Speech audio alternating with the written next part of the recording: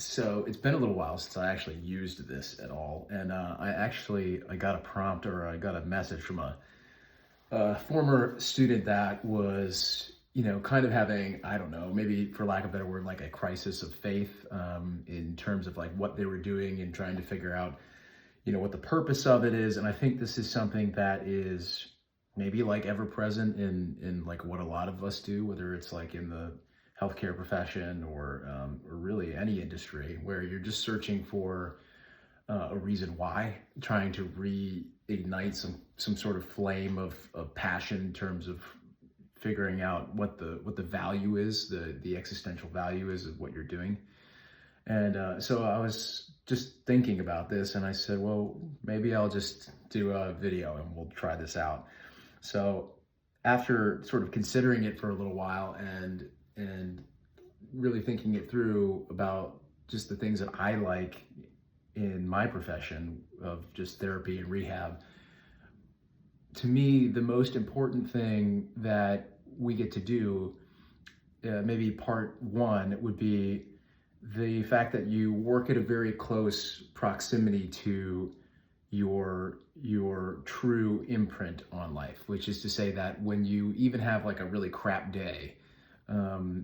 you can still find something. You could say, I helped this person, or Mrs. Jones got better, or I was able to fix this or do that, which I think sometimes in a lot of professions you can't necessarily do. So to me, the healing professions are really great because you get a chance to be within a close radius of your impact.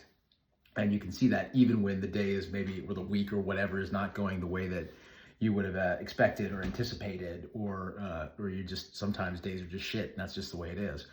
And then the other part of it, I think, is even if you can't have that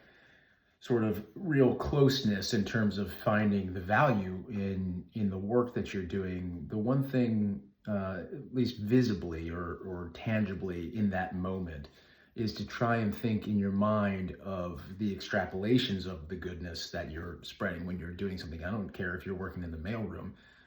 or you're just, you have your fast food chain, your retail worker, your construction worker, you work in a research lab. I think it doesn't really matter, because if you can pull the tendrils of your effort and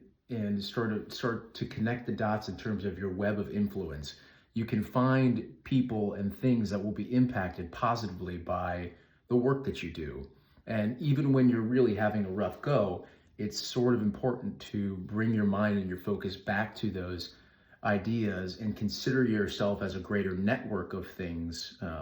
people, places, phenomena, and try and tie yourself into that universal nature of things. That's probably something good to do just in regular life, but those are things that I try and, because not every day that I go to work is a perfect day. And